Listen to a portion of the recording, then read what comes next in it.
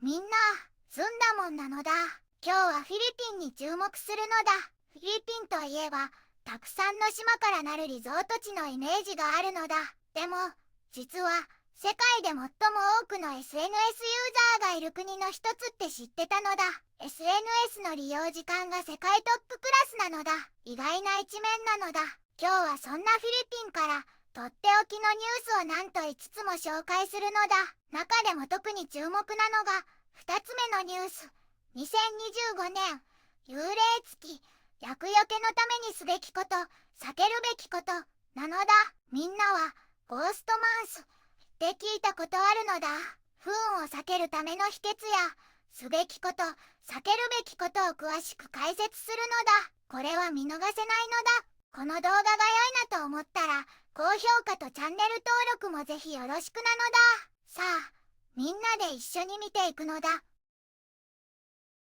今日は東南アジアのきらめく島々、フィリピンをご紹介するのだ。太平洋と南シナ海に囲まれた群島国家で、大小7600以上の島々から成り立っているのだ。首都は歴史と現代が融合する活気あふれるマニラなのだよ。長くスペインの統治を受け、その後はアメリカ領となった歴史を持つ国なのだ。そうした背景から、アジアでありながらも欧米の影響を強く受けているのが特徴なのだよ。現在は大統領制の共和制をとっているのだ。人口は約1億1000万人と多くの人々が暮らしている国なのだ。多民族国家で様々な言語が話されているけれど、英語が公用語の一つとして広く通じるのもユニークな点なのだよ。経済を支える主要産業は BPO、ビジネス、プロセス、アウトソーシングなどのサービス業が盛んなのだ。海外で働くフィリピン人からの送金も経済の大きな柱になっているのだよ。また、セブ島に代表される美しい海や自然を生かした観光業も欠かせない魅力なのだ。国民はとても親しみやすく、明るく陽気な性格の人が多いのだ。アジアで唯一のカトリック国家としても知られ、クリスマスの時期は特に盛大にお祝いするのだよ。近年は著しい経済成長を遂げていて、若い労働力も豊富なので、さらなる発展が期待されているのだ。一方で、気候変動への対応やインフラ整備も重要な課題として取り組んでいるのだよ。人々の温かさ、壮大な自然、そして独特の文化が融合したフィリピンは、訪れる人々を魅了してやまない、本当に魅力的な国なのだ。一つ目のニュースなのだ。ロト抽選結果、2025年8月25日という記事なのだ。CDN デジタルが2025年8月25日に報じたフィリピン事前抽選事務所、通称 PCSO のロト抽選結果なのだ。PCSO はロト6、42、メガロト6、45、スーパーロト6、49、グランドロト6、55、ウルトラロト6、58という5種類の6よ数字ゲームを実施しているのだ。どれも一口に10ペソで、システムプレイやラッキーピックでも楽しめるのだ。各ゲームの抽選日と初期ジャックポットは以下の通りなのだ。ロト6、42は土曜日に抽選され、初期ジャックポットは600万ペソなのだ。メガロト6、45は月、水、金曜日に抽選され、900万ペソが初期ジャックポットなのだ。スーパーロト6、49は日曜日に抽選され、初期ジャックポットは1600万ペソなのだ。グランドロト6、55は月、水、土曜日に抽選され、3000万ペソから始まるのだ。そして、ウルトラロト6、58は金、日曜日に抽選され、初期ジャックポットは驚きの5000万ペソなのだ。出店は PCSO なのだ。二つ目のニュースなのだ。2025年、幽霊月、厄除けのためにすべきこと、避けるべきこと、という記事なのだ。みんなは、ゴーストマンス、という古い言い伝えを知っているかなのだ。これは中国のお腹を空かせた幽霊の祭り、という信仰で、ルナカレンダーの7ヶ月目、つまり2025年は8月23日から9月21日まで続く期間なのだ。この時期には霊界の門が開いて、亡くなった魂が地上に自由に帰ってくると信じられているのだ。だから不運を避けるためにいくつか注意することがあるのだ。フェンシュイ専門家のジャン・ユーチュアさんによると、この期間は個人が1ヶ月間地上をさまよい、家族を訪れるそうだけど、特に恐れる必要はないのだ。不運や危険は避けられるから大丈夫なのだ。具体的に避けるべきことは、新しいビジネスを始めたり、家を建てたりリノベーションしたり、夜にイベントを計画することなのだ。でも、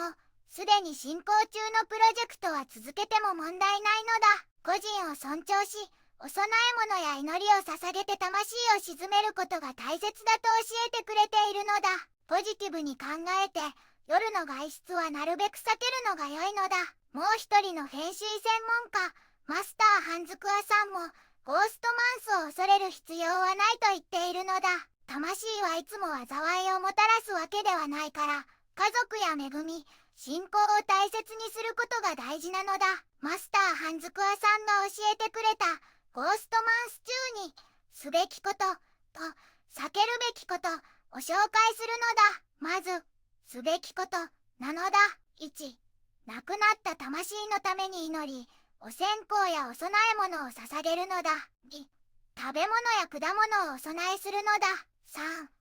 家や周りをきれいに掃除して、良いエネルギーを引き寄せるのだ。4、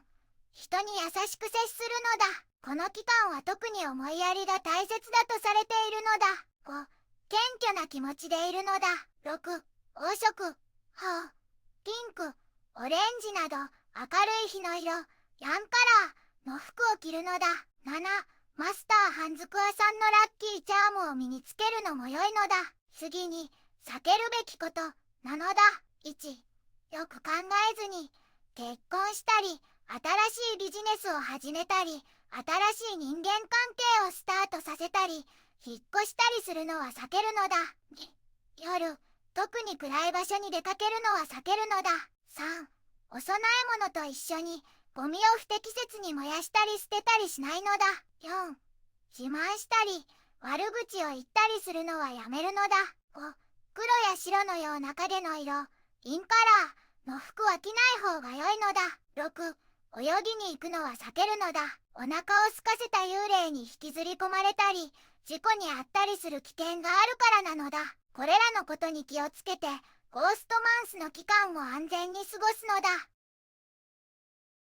3つ目のニュースなのだ。新マップは、2025が次世代フィリピン人映画監督を特集という記事なのだ。CINEMAPA2025 はフィリピンの次世代映画制作者にスポットライトを当てた学生映画祭なのだ。MAPA 大学の目玉イベントとして今年もたくさんの素晴らしい物語や専門家のお話、そして新しい才能が集まって大成功だったのだ。5月19日から始まったこの映画祭では、学生たちが作った短編映画が上映されたのだ。スリリングな物語から実験的な作品まで、未来の映画制作者たちの大胆なビジョンと表現力が輝いていたのだ。MAPA 大学の学生だけでなく、フィリピン全国の大学からも力作が集まって、規模がどんどん大きくなっているのがわかるのだ。イントラムロスとマカティの両キャンパスには、学生さんや学識経験者、独立系映画ファンがたくさん集まって、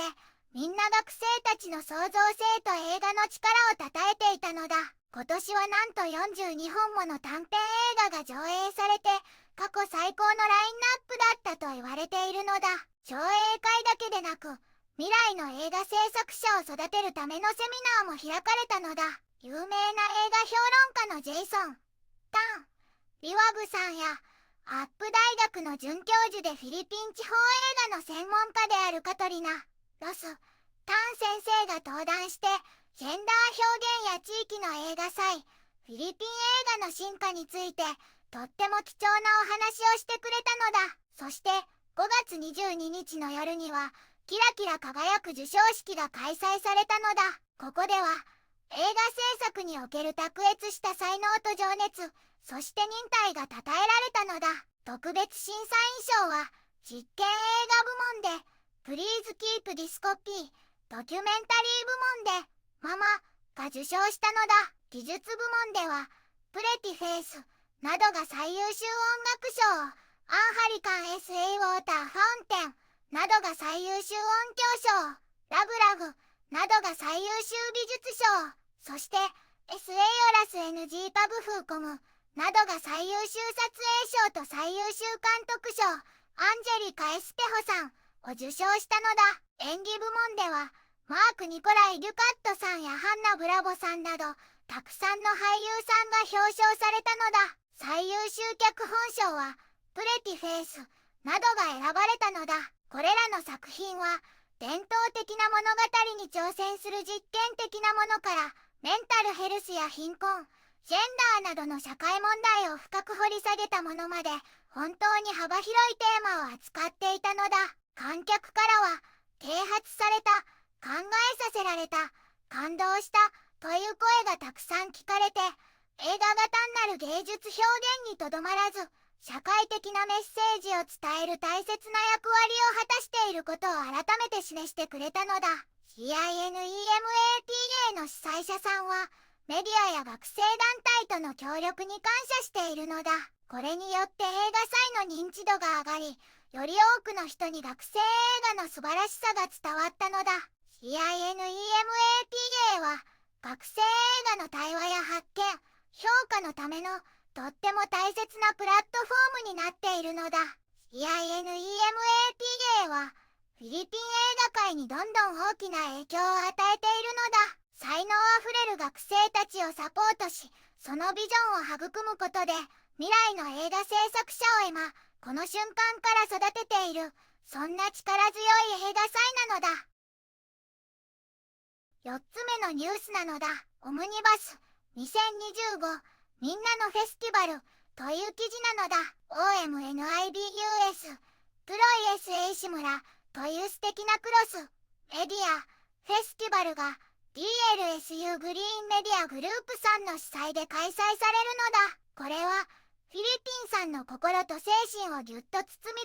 込むような特別なイベントなのだ。2025年6月2日から6日までの期間、学生さんや教職員さん、そしてアートや映画が好きなみんなが集まってフ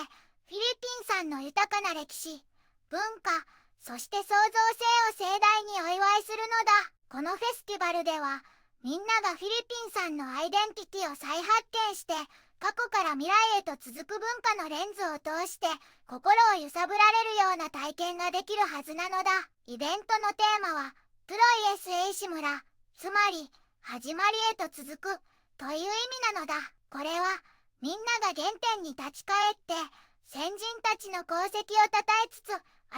しい世代の芸術表現を祝福しようというメッセージが込められているのだよ。ただの展示会や上映会だけじゃなくて、OMNIBUS は無限の創造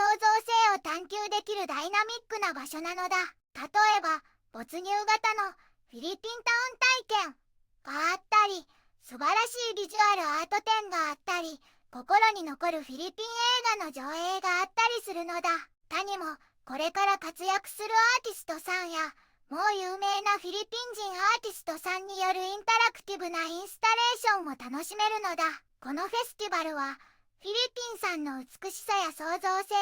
回復力、そして豊かさに満ちた精神への賛辞なのだと主催者さんは誇らしげに語っているのだ。みんなで自分たちの素晴らしいものに対する感謝をもう一度見つめ直す時なのだね。プロジェクトヘッドのアレイ・サカスティーヨさんは OMNIBUS は戻ってきて今までよりもっと大きくなっているのだって言っているのだ。今年は物語を取り戻す方法として、そして次の世代のフィリピンさんにこの物語に貢献し続けてほしいと願っているのだ。想像し続けて、かつてあったものに新しい命を吹き込み、現代社会で新しい意味を与えてほしいのだと力強く語っているのだ。もっと詳しい情報や参加登録については DLSU グリーンメディアグループさんの Facebook ページをチェックするか、インスタグラムのドルスグムをフォローするとリアルタイムの更新情報や舞台裏のコンテンツが見られるのだよ。ぜひ参加してみるのだ。5つ目のニュースなのだ。アレックス・ユーラ、フィリピン人女性初のグランドスラム勝利という記事なのだ。フィリピンのアレックス・エアラ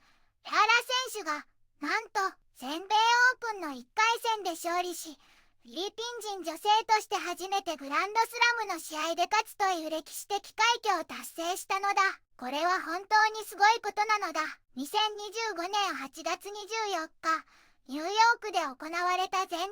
プンの1回戦、世界ランク75位で20歳のエアラ選手は、第14シードのクララ・タウソン選手、デンマークと対戦したのだ。試合は6、3、2、6、7、6、1、3、1、1という最終セットがタイブレークにもつれ込む大接戦だったのだ。特に劇的だったのは、最終セットでエアラ選手が一時1-5とリードを許していたところから怒涛の追い上げを見せて大逆転勝利をつかんだことなのだ。試合中にはビデオ判定も登場して、これがタウソン選手を少し動揺させたのだ。タウソン選手はプレー自体は悪かったけど判定も助けにならなかったのだとコメントしたのだ。エアラ選手はラファエル・ナダルアカデミーで練習しているのだ。今年はすでにトップ20の選手から4勝も挙げていて、3月にはイガ・フイオンテク選手にも勝ってマイアミオープンの準決勝まで進んだ実力者なのだ。すごいのだ。この歴史的な勝利についてエアラ選手はフィリピン代表としてこんな素晴らしいことを初めて成し遂げられて本当に光栄なのだ。自分の国を代表することに大きな誇りを感じているのだと語ったのだ。さらにこれは自分だけの勝利じゃなくてもっと大きな意味があるのだとその喜びを表現したのだ。試合の重要なターニングポイントは最終セットでタウソン選手が5-4でリードし勝利を目前にしていた時なのだ。エアラ選手が打ったショットがネット近くでラケットがネットを越えてボールに触れたかどうかが問題になったのだ。ビデオ判定の結果エアラ選手のショットは有効だと認められ彼女にポイントが与えられたのだ。この判定にタウソン選手は納得がいかない様子でしばらく抗議していたのだ。観客はエアラ選手に熱い声援を送っていてタウソン選手はスタジアム全体が彼女を応援していたから審判もプレッシャーを感じたに違いないのだと振り返ったのだ。2時間半を超える激闘の末エアラ選手は5回のマッチポイントを乗り越えついに勝利をつかんだのだ。タウソン選手の最後のフォアハンドがアウトになった瞬間エアラ選手はコートに仰向けに倒れ込み胸を大きく上下させながら顔を覆い勝利の喜びを全身で表現したのだ。もう本当に夢見心地だったのだ。感情が爆発しそうだったのだとエアラ選手は興奮した様子で語ったのだ。これはフィリピンのテニス史に刻まれる本当に記念すべき一歩になったのだ。今日はフィリピンをご紹介したのだ。ロトや幽霊付きのユニークな文化、次世代の才能が輝く映画祭や文化フェスティバル、そしてテニスでの歴史的快挙まで魅力と活気に満ちた国なのだ。今後のさらなる発展が楽しみなのだ。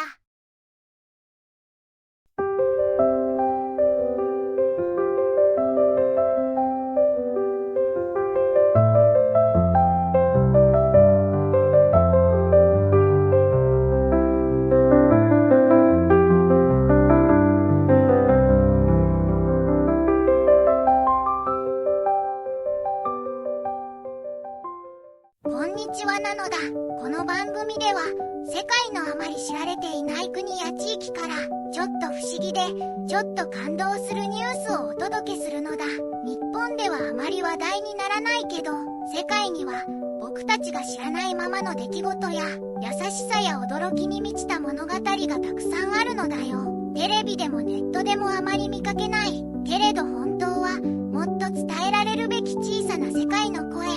そんな声を僕と一緒に見つけに行くのだ。さあ一緒緒に知られざる世界の旅を始めるのだ。